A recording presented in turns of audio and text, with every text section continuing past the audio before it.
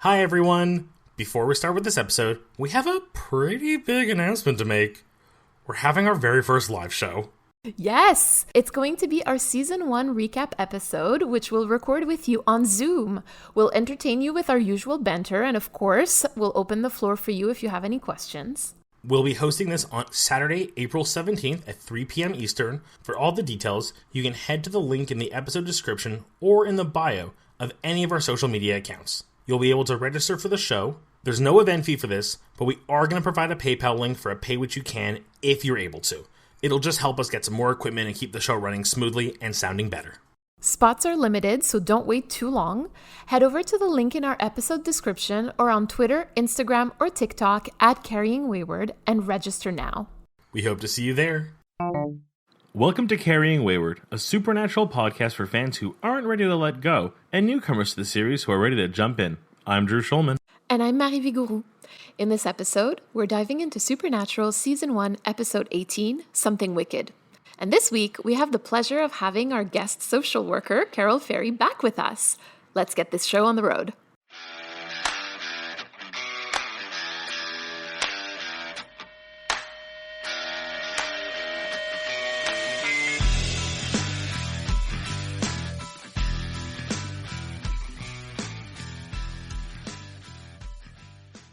Before we get started with the episode, we do want to offer a content warning for our listeners. Because of the nature of the episode, we will be discussing trauma in various ways. Childhood trauma, intergenerational trauma, post-traumatic stress disorder, trauma responses, and indigenous genocide. If any of these are topics you're not feeling comfortable with right now, or at all, you might want to come back to this episode a little later or skip it entirely. We understand. Take care of yourselves. Welcome back to another episode, Carol. It was so much fun having you. We just had to have you back. I'm so glad to be back. I will promise your audience many more F-bombs and swearing, because that's what I'm aiming to be known for on your show. The guest that makes the regular team swear. So, for those who may not know, Carol was with us for one of our most popular episodes so far, Route 666. Can I mix up the pronouns a bit? Are you okay with it? Oh, yeah. They're a registered social worker, counselor, and a longtime Supernatural fan. So welcome back, Carol. Hi, thank you so much for having me. And actually, thank you for mixing up them pronouns. I appreciate that. You're very welcome. Drew, are you ready to get us started with a recap? Weirdly, I'm nervous for this episode, and I don't know why, but yeah, I'm ready. 3 minutes? Yes, I probably won't need it all, but let's see where I go. Okay, I'll count you down. 3, 2, 1, go. We open on a father putting his little girl to bed, and she's afraid of something and worried about her sister who's in the hospital, and then creepy bony hand shows up in window, opens up, comes in, and drinks life out of girl. Clearly something's going on in this town. Cut to the boys on their way to this town because dad sent them a set of coordinates, and Sam's all like, there's nothing here, I searched, there's like no reason, and Dean's like, well, he wouldn't send us for no reason, and it turns out it's to deal with something that John couldn't deal with before. So the boys gotta clean up his mess. This seems like a thing that'll happen a lot, I'm guessing. We get into the town, find out all the kids have suddenly come down with some weird sickness that seems to be going through kids in like family by family, which is really weird. Sam continues to do research, and every time he finds something, Dean goes, I already knew that, because Dean knew everything and doesn't want to tell him. We then get a bunch of flashbacks to when they were in a similar situation and the same creature was hunting. John was after it, and Dean was left to be the adult in the situation with Sam and Dean as kids. We eventually figure out that the Striga is actually the doctor in this town, because the one bit of research Sam does that Dean didn't already know apparently was that it was the doctor from years ago. They decide to use a young kid as bait, which everyone's really not okay with, but it's the only way to do it, so they have to do it anyways. And they do eventually kill the Striga, even though it almost gets Sam, just like it did back when they were kids. Time? 1 minute and 32 left. So I'm going to say that you did really well. So let's discuss the things I clearly missed. I will highlight just a couple of things as part of the long game. Yes, please. So the very first thing is that this is the second time that we get a joke about Sam and Dean being a couple, and the first one was in Bugs. Also, the very first flashbacks that we see to the boys' childhood. Everything that we've been told so far about their childhood has quite literally been told to us from their standpoint. Mm-hmm. But this is the first time that we're actually seeing them as little kids. And I'll mention 2 little things that, again, like, we know that this wasn't planned, but when you look at the series in its entirety, it's just too loud not to notice. The very first words in this episode are a prayer about a child having angels watching her through the night. So it was really easy for anybody who knows the series to say that this was going to be a Dean-heavy episode. And then finally, the last thing that I'll mention, and again, not planned, but still absolutely loud when you think about it, it's interesting to note that the boy at the motel who's meant to be a mirror for Dean is named Michael. This, I suppose we can move on to story time because we've got a lot to talk about. If we were to start somewhere with story time, especially seeing as we are so lucky to have Carol here with us, I would like to talk about the theme a little bit and what I think is happening in terms of the allegory. First thing that I noticed was the nature of what's believed to be the disease, right? They think that it's some sort of pneumonia. The interesting thing about it is that it's working its way through families, one sibling at a time. We know that the Striga takes the children's life force away, much like childhood trauma would. So I think that here we're facing an allegory for intergenerational trauma. I'm so excited to hear you talk about this. It's hard to pinpoint how far back intergenerational trauma can go. So it's known as intergenerational or transgenerational trauma, and it's a process by which the trauma of a previous generation impacts that generation and the coping skills and the way they function. The coping skills that they come up may then actually inadvertently traumatize the next generation. And what it is, it's the linkage that first trauma does something to that first generation that then influences how they interact with the second generation, that pulls that trauma through to the second generation. And then that trauma gets dealt with and internalized in that second generation, and then it pulls through to the third generation and forward and forward and forward. In a Canadian context, the most, I think, prominent version or explanation of intergenerational trauma would be looking at the trauma of residential school survivors and what they went through, and I'm not going to use cultural genocide because in my opinion, and in the opinion of First Nations folks who have taught me and I've learned from, it's just a scapegoat to not actually have to classify it as genocide, which has international law consequences. But the residential school stripped multiple nations, multiple generations of children of their identity. It abused them both physically, mentally, and sexually. And when they got out of those schools, they had to cope. And the way they survived that trauma inadvertently was passed on to their kids. And what makes it particularly insidious in Canada is that trauma that got passed on and how it impacted them was used as a justification for removing those children from their homes and putting them in predominantly white homes as part of the 60s scoop because their parents were quote unquote unfit. And then those children were abused mentally, physically, sexually in the foster care and adoption process. And then when they had children, that trauma passed on again. And then that trauma was used as justification to monitor First Nations children in Canada and reapprehend them and put them back into the system. Since this is story time, going back into kind of the context of how far this goes back, the one thing I will bring up for your listeners and for Drew to pay attention to is right now we understand Dean and Sam's trauma and even John's trauma as linking back to the loss of their mother and Mary, his wife. And as we go further in the season, we might see that trauma actually goes even further back prior to Mary dying. I didn't even consider that. We spent so much time just in the taking our notes and prepping and learning about this, and I really just had it in my head as John passing to boys, and now the way Dean and Sam are, and if they ever potentially had kids, how they might pass it on, even how they pass on the trauma to Michael almost in this episode as an allegory for their own next generation.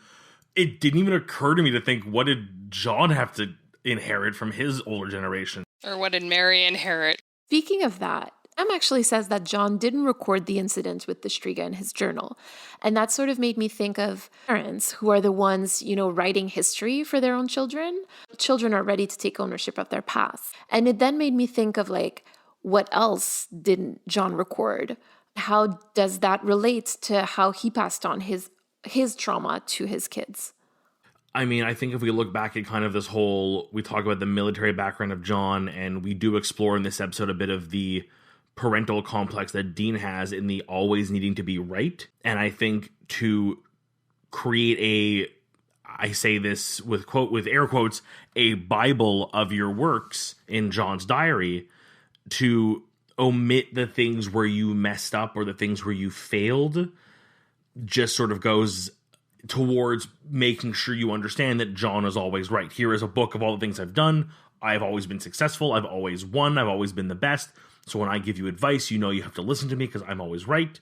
By putting something in there where he goes, yeah, but there was the time I screwed up, it causes you to lose faith in him. I love this, and I'm going to pick at it later, but the two questions I will kind of put in there is, for viewers and yourselves to think about, is what is the purpose of appearing that you are infallible and never wrong? What purpose does that serve?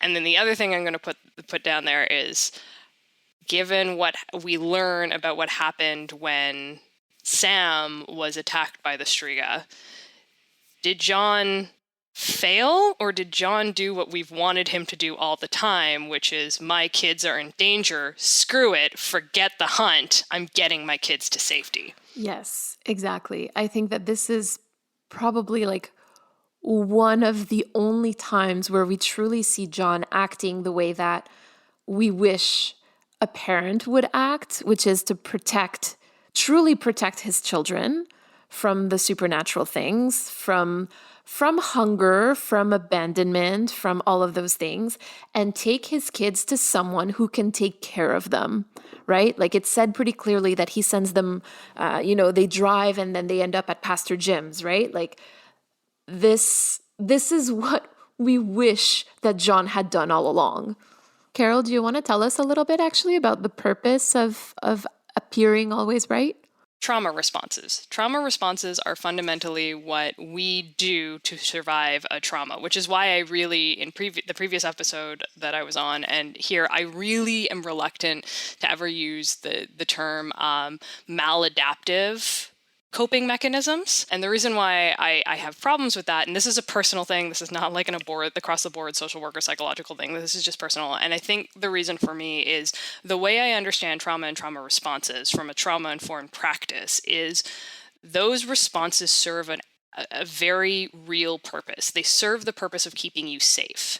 So to say they're maladaptive to me undermines the fact that at some point that response kept you safe and alive and healthy and got you across to the next day. John watches his wife burn alive on the ceiling, having no knowledge that supernatural beings exist, and is traumatized both by the loss of his wife, the discovery that there's something more evil out there than wars and bad guys, and now being a single parent to two kids with an unclear, we talked about this before we started recording the episode, where are John's parents and family? We don't know. Where are Mary's parents and family? We don't know. For all we understand, this man went from loving husband and two-parent household to two kids to widow, single parent family in like 15 minutes in the most traumatic way. The way I understand him is his trauma response is, okay, because this is what your brain does when it's traumatized. Something bad has happened. What is the nearest thing to this bad thing that has happened to me? And what did I do in that situation? Because again, brain, very complex organ. In high-stress situations, it's looking for the simplest, fastest answer. So, what's the last time I have been in a situation where I felt like this? Oh, war. What kept me alive during a war? Following orders, chain of command, rules, regulations, strict adherence to following orders. That kept me alive. I don't know what the supernatural world is. I don't know how it works. I am going to later find out a even more traumatizing reason why my wife died, which means I arguably discover I can't just leave my kid at Pastor Jim's because it's a problem. So what am I going to do? I am going to institute the rules and regulations that kept me alive during the war, which means I am the head chain of command. My kids must listen to me, obey what I say, and I can never be wrong, because if I'm wrong, or if I admit to being wrong, they might second guess my order, And second guessing my order might be the difference between making it out alive or dying. We sometimes forget that getting to make mistakes and be wrong and seek forgiveness can be a privilege. Because in some situations, you don't get to do that because the stakes are too high. Especially in those high stake situations, right? Military. I mean, to a certain degree, it feels like the military is like a situation that not everybody can relate to, right? So it's hard for somebody who doesn't understand it to truly be able to relate to it, right? And I'm just thinking, like, again, of something that's an everyday thing. But I have seen once, he was 2 or 3 at the time, my child go up to touch the inside of the oven. And trust me when I say that there was no discussion. I pushed him out of the way. I've never actually pushed my child apart from that moment, but I pushed him out of the way because it was the only way for me to make sure that he wouldn't actually burn his hand. I guess something that I'm taking away from what you're saying, Carol, is that John did this because to him, every moment was a high-stakes situation where his kids could be touching the inside of the oven. But the thing is, by doing that, then that's the only way that his kids ever saw him, right? Like, my kid sees me way differently. I'm not always pushing him out of the way. For Sam and Dean, they saw their dad as only that person. John is to Sam and Dean very functionally, and I think less so to Dean because, again, Dean is... Actually, this is going to segue into the next thing. Dean was young enough that he remembers his mother and he remembers that she died. Sam was an infant. He has no memories of it. So it's also the difference between Dean and Sam's experience with their dad fundamentally comes to the fact that because of Dean remembering his mom, because of Dean understanding that his mom has died and having to process that, there's a bit more information behind the veil. There's the knowledge of, using your example, if your child had ever burned themselves somewhere else and you had afterwards explained, like, hey, remember that small burn? This was going to be 10 times worse. That processing to your kid goes, oh, got it. Understand the rules. It makes sense. But if your kid's never had a burn, their first reaction is going to be, what is wrong with you? And parents of small toddlers know this, like that toddler meltdown where they're like, I wouldn't let my child put their hand in the blender because they don't have the context that that's going to hurt them. Yeah. They don't get it. Yeah. Same thing. Sam doesn't understand the context of why the rules are all or nothing because he doesn't get the high stakes level because he doesn't have that memory of how high stakes it was in the past. And he learns that as he gets older. And it's interesting, too, because at the very beginning of the episode, Dean does say something similar, right? Where he says, because I'm the oldest and I'm always right, So it's, again, something that's being passed down. It's a Johnism, again. Yeah. And that's, like, this is the complex thing with trauma and intergenerational trauma and trauma responses, which is why, listeners, if you have gone through a traumatic event or you're trying to process trauma, I strongly suggest that you look for someone who works from a trauma-informed practice, because it is complicated and it's not as simple as that hurt, don't do it again. There's a whole bunch of stuff to unpack and to work through, and it's complex and it influences every aspect of your life. And you're not irreparably damaged and broken and unforgivable and all these other things. And you're probably going to hurt people in your life because of the trauma you've experienced.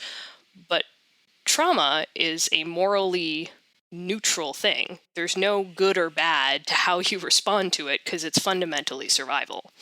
Again, these are all my opinions based on how I practice, not necessarily how everybody else practices, but that's how I look at it. It is very easy in hindsight to look at someone and go, why didn't you address that and deal with that and not pass that on?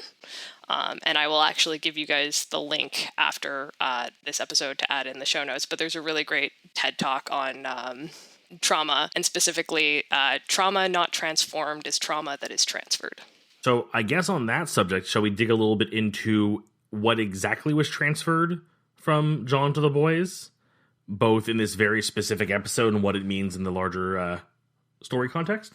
The ending of this episode feels so bittersweet to me, in an entirely too relatable way, where Sam goes, sometimes I wish that I could have had that kind of innocence. And Dean replies, well, if it means anything, sometimes I wish you could too. Obviously, we've got this beautiful quintessential Sam and Dean moment. Sam makes this super heartbreaking statement, and arguably, Sam had a childhood with a lot more innocence than Dean ever did. And yet, instead of seeming resentful or being resentful that Sam doesn't see his sacrifice, Dean agrees with him and doesn't even wish for anything for himself. When I feel that those words that Dean says should be coming from John. It's a very on the nose as we talk about like Dean inheriting so much from John, both the good and the bad, that he even inherits what he wishes John would say to Sam, and likely one day John would have said to Dean himself, because he definitely recognizes that he is the guardian figure in this relationship between the two of them. And if he could go back and change things, he wouldn't go back and save himself. He would go back and save Sam. He would find a way to stop all this, even if it meant him staying a hunter and having to deal with his life, if it meant Sam didn't have to. Parentification. Parentification, simplest brass tacks form, is when a child will take on either a parenting role towards other children in the absence of one parent or both parents, or even in some cases where they'll take on kind of a weird spousal role, not in a romantic attachment kind of way, but in the way that spouses tend to lean on each other for emotional support, that one child will start to provide that for a parent. Parentification can be the actual acts of being responsible for the care for other siblings or caring for the parent. It can also be emotional, providing like the emotional support and dependence and outlets and development for siblings or the other parent. The reason why I have about parentification is because parentification is very complex. And the situations in which parentification occurs are very complex. The outcomes of parentification are never good for the kid. Like, they're not. Like, these things of like, well, they were more mature, or they learned all these time management skills. The complexity of that is it's very easy to reduce the cause of parentification and the responsibility of parentification onto a parent. And I have problems with this because I come from a social work background, so my teaching and how I was taught was to look at more than just to look at multiple spheres. So why would a parent offload those responsibilities? Why would a parent depend on another child? And our society is fundamentally not designed for mental health supports, single parent households, child support, child services, or child caring of any kind. It's just not. So there is a huge privilege to come from a household in which your family has the money, the resources, the mental health supports, the physical health supports to ensure that children never take on that responsibility. Especially given the context of the pandemic, I am wondering how many parents out there watched their entire lives and economic situation blow up in 6 months and are now working 2 to 3 jobs to try and keep the electricity on. And since they're trying to keep 3 jobs running, now there's an older sibling that's caring for the younger siblings, not because that's a responsibility the parent wanted to offload, but because fundamentally their survival has required it. And that's where my parentification is a real thing, but parentification needs to be looked at in a whole context. So for example, it's very structural. So for example, we are all very much on the John Winchester A+ parenting, holy Toledo Batman. But we're starting to have critical discussions about how did he end up there. What I would say is interesting is the parallel is Michael is Dean's kind of mirror for this episode. And if we look back, Michael's mom is offloading feeding the younger brother, is offloading minding the older brother while she takes care of things. At one point, inadvertently offloads taking care of the motel to her child. Those are all very adult responsibilities. But we do not react with such a visceral reaction to her doing those things to Michael that we do to John leaving Dean in charge of feeding his little brother, making sure they stay in the motel and keep the doors locked, and supervising his little brother in the motel. Because there is an implicit social context to Michael's family. They have a home. She's trying to run a business.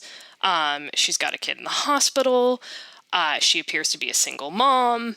This motel is not screaming, bringing in dollar bills. So we have this kind of background just from the setting and context to her that we can understand how these things happen.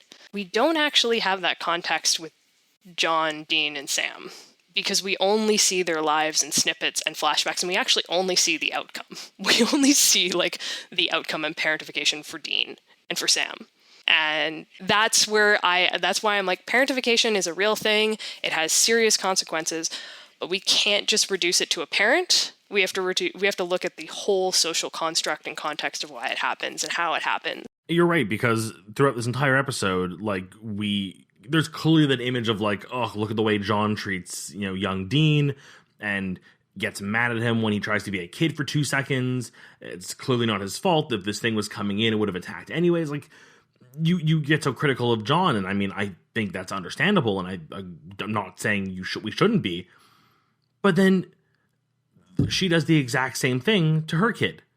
And you're right, we all sort of, I clocked the similarities, but I never clocked it as being a negative.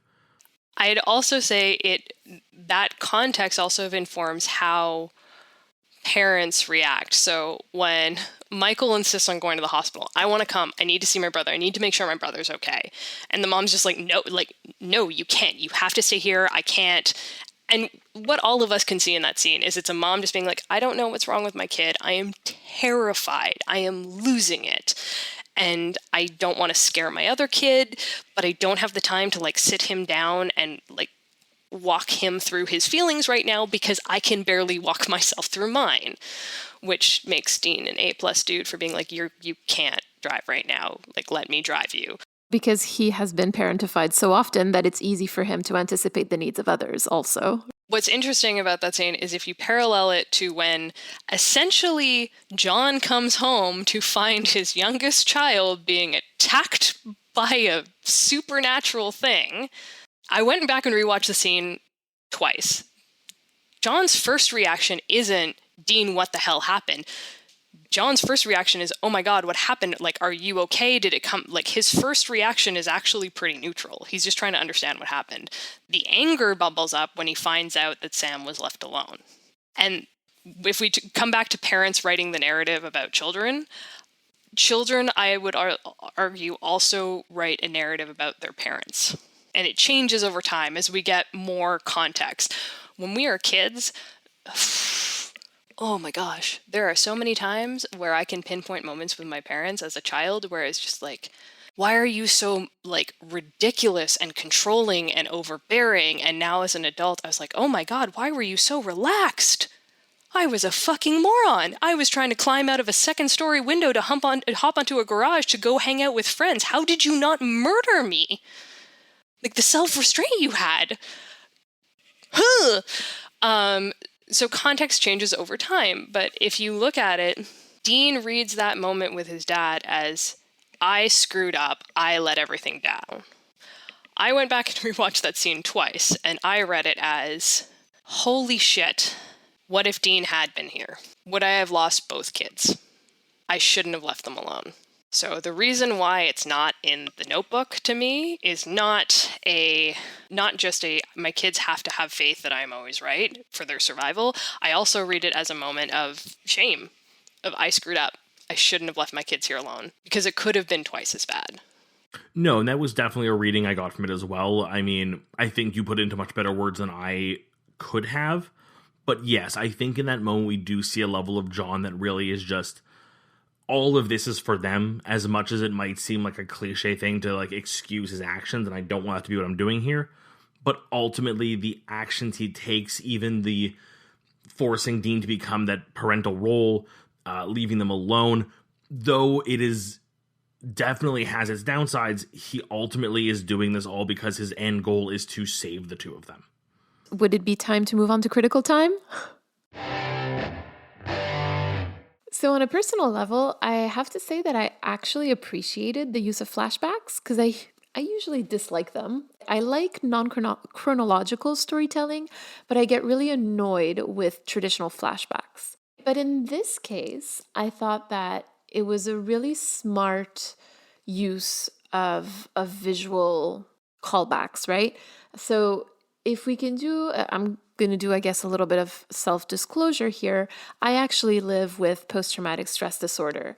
So Carol, when you were talking about how trauma changes you and that it's, morally neutral, those are things that I'm personally still trying to work through. A lot better than before, but still. So when I think you can probably explain better what happens in your brain when it deals with a traumatic memory. But I know that for me, sometimes there are things that I really don't expect to trigger or activate my memory of my trauma, and then they do. The brain is an incredibly complex organ, but at the same time that's incredibly complex, it can also inadvertently be stupid. And I say this because your brain does a million processes a day. Like, your brain has to actively think, inhale, exhale, inhale, exhale. And if you had to actually think through inhale, exhale, you would be exhausted. Like, it just, you wouldn't function as a person because there's so much brain space being taken up. So your brain comes up with shortcuts, things that it can do automatically without thinking about it, things that run in the background, things like that.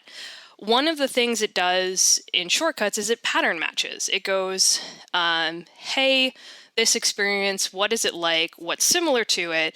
I'm going to react based on the similarities, so I don't have to actually cognitively process every single input about this experience and then come up with a new reaction. The simplest version of that is when you're scared, your body kind of defaults to three things: fight, flight, freeze. And the reason why is because it thinks it's in danger, so it goes, do I fight it? Do I run from it? And sometimes I am so panicked, I just freeze. And it's a shortcut. It's a safety thing. Because if you think about it, if you came across a bear and your brain had to go, what is this? How do I think it's going to react? It looks like it has claws. Could those claws be dangerous? Perhaps those claws. Nah. No. So what it does is, oh, that looks big and potentially scary and life-threatening. React. Trauma and something like post-traumatic stress, basically what happens is your brain will pattern match similarities to that traumatic event. The simplest example I will give is the origin of post-traumatic stress. So post-traumatic stress used to be called shell shock. And the reason why it's called shell shock was soldiers coming back from World War I would have these panicked responses to things like cars backfiring, to big loud bangs, things that sounded like shell or mortar hitting. And what it was that sound would happen, and the brain would go, when was the last time we heard this? When I was being shot at during the war. I am in danger. Flood your system with adrenaline. React. What happens in these scenes, which I think is probably what you like about it, Mary, is Dean's in a situation, he's in the exact same situation. He is hunting the thing that attacked his brother that his dad was previously hunting. So his brain's not in a point of, is this similar? His brain's in a point of like, oh, this is the same thing. Doing the same thing again. So individual moments trigger memories because his brain's already in that space of the stress and the trauma of his brother almost dying and him not being able to save his brother. So things like watching Michael pour milk triggers a memory of when he was in that same situation. So it does some really good visual storytelling, like we said. They are flashbacks that don't seem forced. They don't seem just a matter of convenience. They really do feel natural in the setting. Like, we are seeing the flashback as Dean is having it because something triggered it. I think we all go back to the example of the pouring the milk, but I genuinely, if I'm not mistaken, all of them tend to really tie back to something either said or seen. And I feel like that just helps draw the story together and acts as a really good storytelling element, especially when we go back to this whole concept of passing things on. We are literally seeing the past leak into the present. That's beautiful. It is truly remarkable, given what Dean went through the last time with Sam, that being in a situation that is a parallel of what happened, he is still able to respond accordingly. He's able to like logically think through things. He's able to react quickly and not overreact. I would ask though, is he really thinking clearly? Do you think like that it was thinking clearly for him to use Michael as bait? Personal opinion?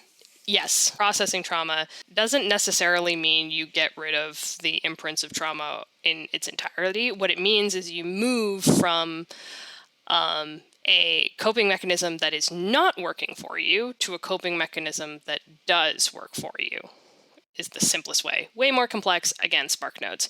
So Dean's coping mechanism to this trauma is to focus on killing the Striga and to do things hyper logically, to essentially remove emotions from it so emotions don't trigger something else. Is it maybe the healthiest way to deal with it? Much to be decided, but it is a hyper logical thing. I feel like if he wasn't working with some sort of coping mechanism, when Michael was in the room, he would have panicked. Yeah, at the end of the day, I think we all agree that his choice to use Michael as bait was wrong, but I then challenge anybody to then look at the situation in front of them and go, what were the alternatives? Let the thing go, have it kill more children, eventually catch it up again, maybe get lucky and catch it some other way. We know for a fact, given what we've seen in the episode and the research Sam has done, the only way to kill it is to kill it while it's feeding. So unless you can force it to feed on someone who's more willing to be bait, that is more appropriate of a choice, they're basically painted into a corner where they have to do this, and we can almost excuse it because there's no other way, even if we all agree it's not good. Yep. Again, context is key. We're not dealing with a wealth of options. We're dealing with life or death. Like that is those are your choices. Do I do this and save people, or do I not do it and people die? That's the whole purview I have. I will say, I think also a parallel, and to Mary's point of whether or not Dean has good coping mechanisms or whether or not he's functioning rationally, a part of me does wonder if asking Michael to be the bait is Dean essentially projecting his own belief of what redemption would feel like. So if Michael can save his brother, then Dean can save Sam. Then Michael will feel better, and Michael will never feel the guilt that I felt. Yes. To be entirely honest with you, that's always how I read the episode, even before I stopped and really had a deeper think about it. I always felt like Dean was offering his past self redemption in that moment. And he offers that to Michael because he sees himself in Michael, right? Michael is mouthy. Michael is sassy. Michael wants to help his mom. Michael takes care of his little brother. So I think it's just normal and natural that Dean would see himself in that boy. And so knowing that, it's easier for him to then be like, oh, if I had been put in that situation, I would for sure have said yes. I think the thing where I see less of a different trauma response is, again, when the Striga comes in, he's still hyperlogical. He doesn't freeze. He doesn't shut down. He actually becomes, he's found a coping mechanism which is being hyperlogical and just focusing on the case as the components require, which is a coping process. Like if it works for him, it works for him. Especially knowing how emotional Dean actually is as a character. For him to cut out all of his emotions, I mean, that was something to see. I think that this is also where we're seeing the fight in Dean of, am I being hyperlogical? Should I be hyperlogical about this, or should I be emotional about this? Like, where do I draw the line, and which one, black or white, am I being? You know, like Dean in this episode is not in shades of gray. Dean is black and white. And I think that we're seeing that in that moment as well. Supernatural as an entire series, and you can see it through the entire series, does this really great thing that all of its characters get to toe morally ambiguous lines. And the reason why they become morally ambiguous is because of the situation they're in. Often, as in life.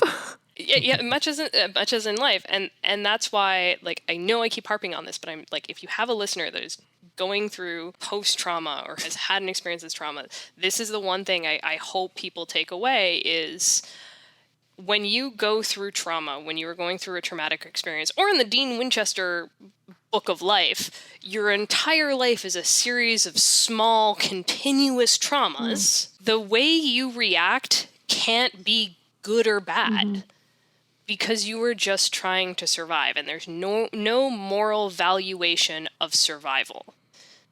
Once you get past the surviving, there can be a bit of moral valuation on whether or not you take the steps to address that. And what I mean by that is, and this is where my frustration with Mary Winchester comes out in later seasons, is when you have the knowledge that what you have gone through has caused damage or has the possibility of causing damage, there is a bit of morality in deciding whether or not you're going to recognize that and try and address that, or you're going to recognize that and shove it under the rug. That's the only point at which some form of morality comes up. And that's because you have the knowledge that what you are doing has an impact on other people, which is why when we tie this back to John Winchester, I am not sure John realizes that the damage he's causing is because he's traumatized and fucked up. Yeah. I think his inner narrative is, I'm just doing the best I can. I will say, I believe that changes later in the seasons. Oh. And there is a shift. Interesting. Not necessarily the best one, but there is a shift. Oh. I was getting hopeful for a second. Honestly, if you're expecting things to get better in Supernatural, stop expecting. It doesn't. It just gets worse and worse and worse until it doesn't get any better. See, I don't even know why I expected otherwise. Like, that's such an obvious thing.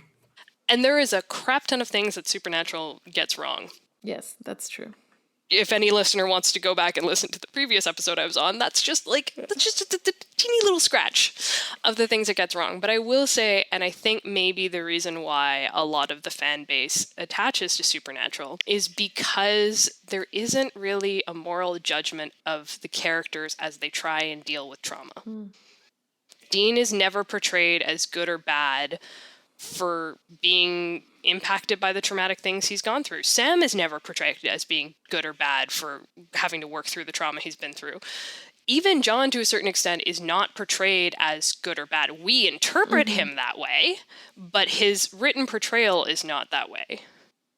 And I would actually say that's one of the things that Supernatural kind of does right. Maybe not in the healthiest, best way, because at a certain point, I would hope they would encourage people to start dealing with their trauma. Oh, wait, they did that with a character with wings, but hey.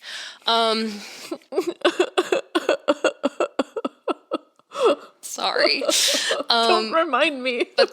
But that's the thing, is trauma, it does a number on you. And what it does to you doesn't make you good or bad. How you react to it doesn't make you good or bad.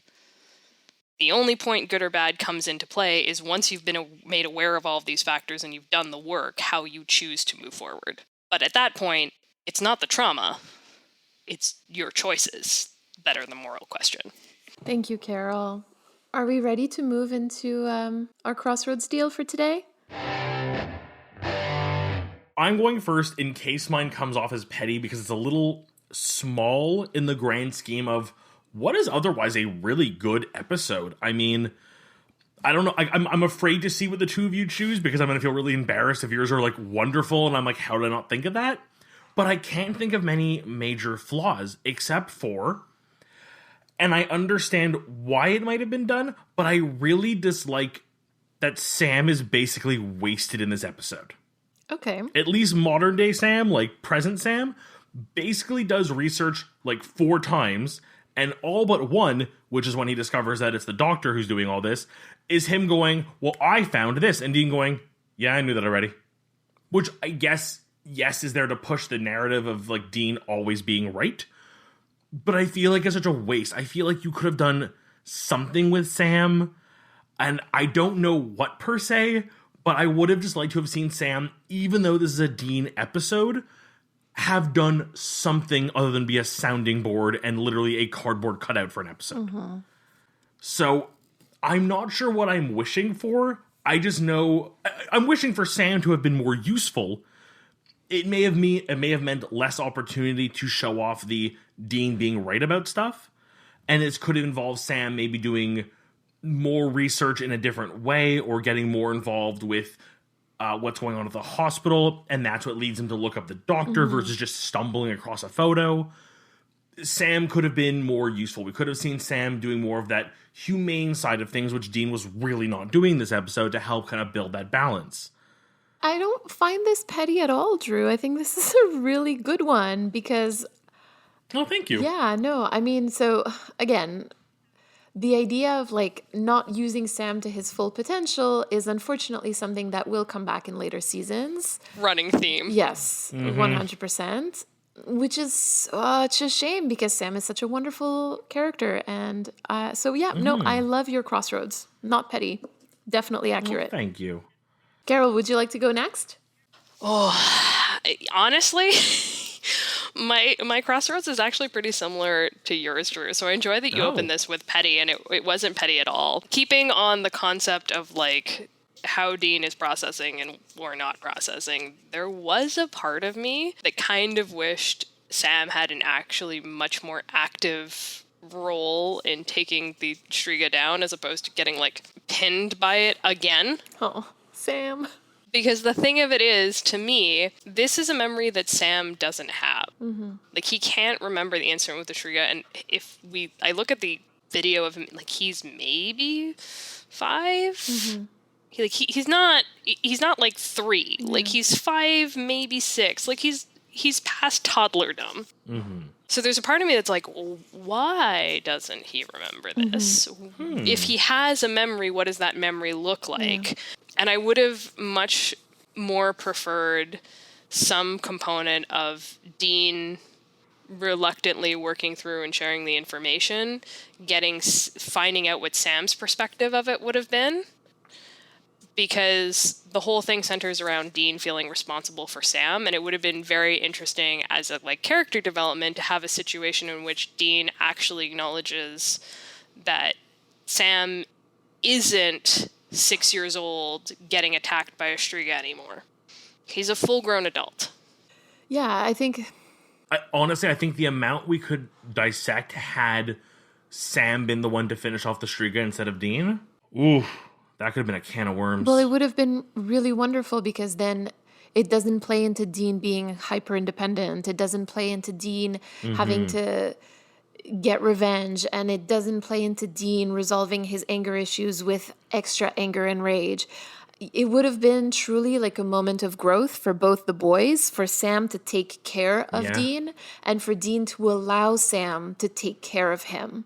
It also would have been a moment where because Dean does this many times, where he kind of co-ops experiences that Sam has also been through as only his experience.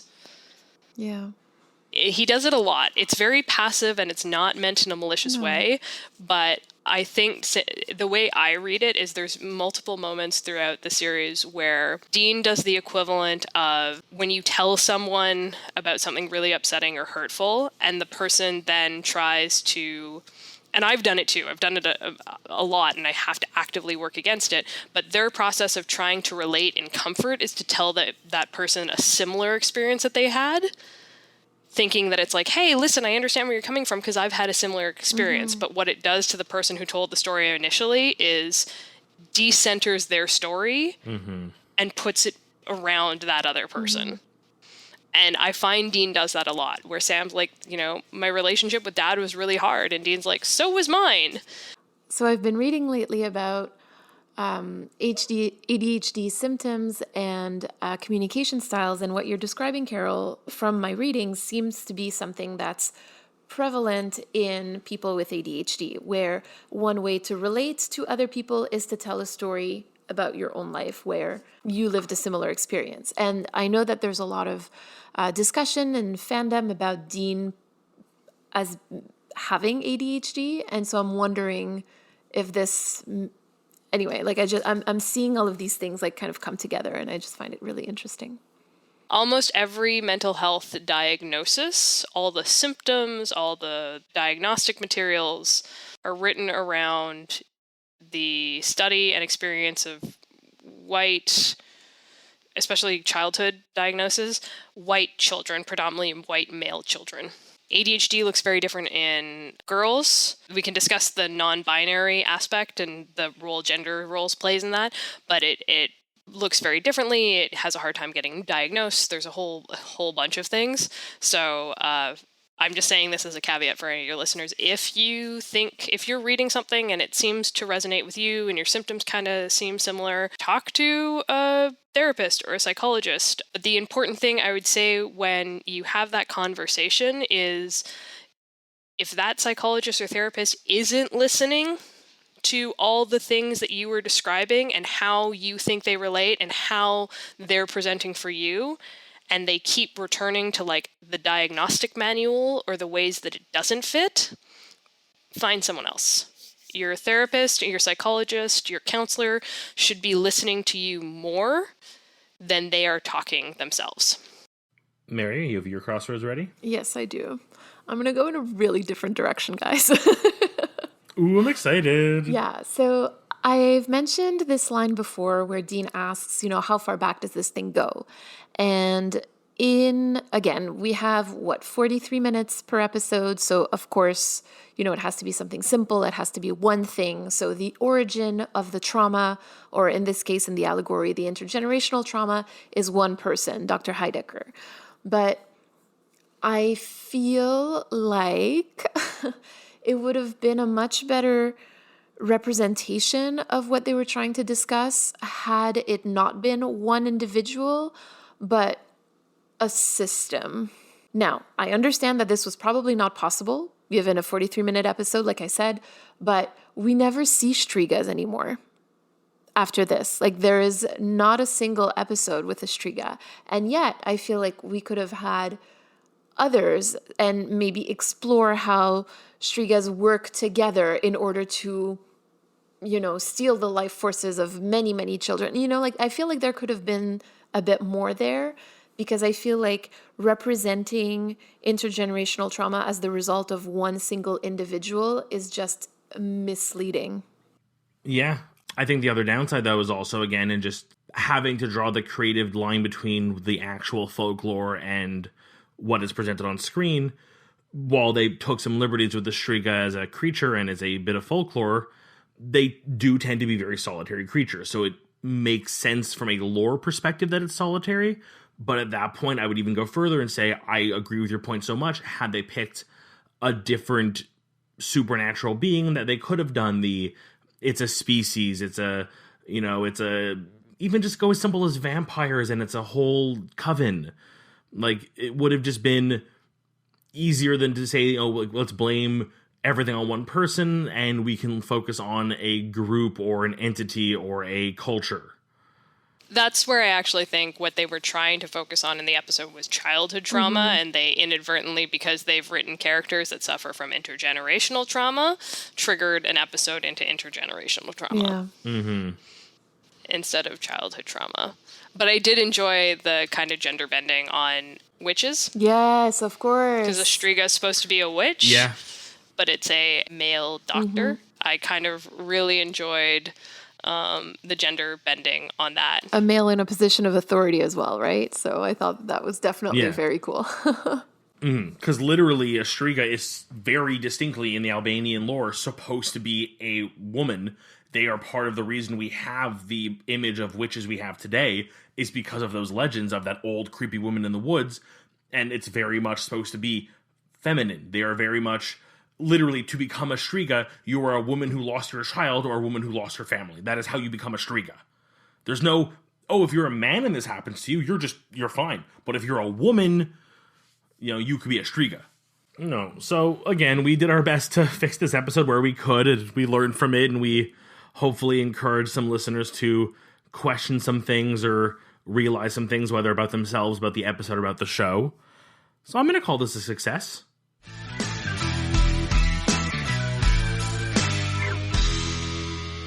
You've been listening to Carrying Wayward, a supernatural podcast produced by Rochelle Castellano, hosted by Drew Schulman and myself, Marie Vigourou. This week, we'd like to thank Carol Ferry for joining us.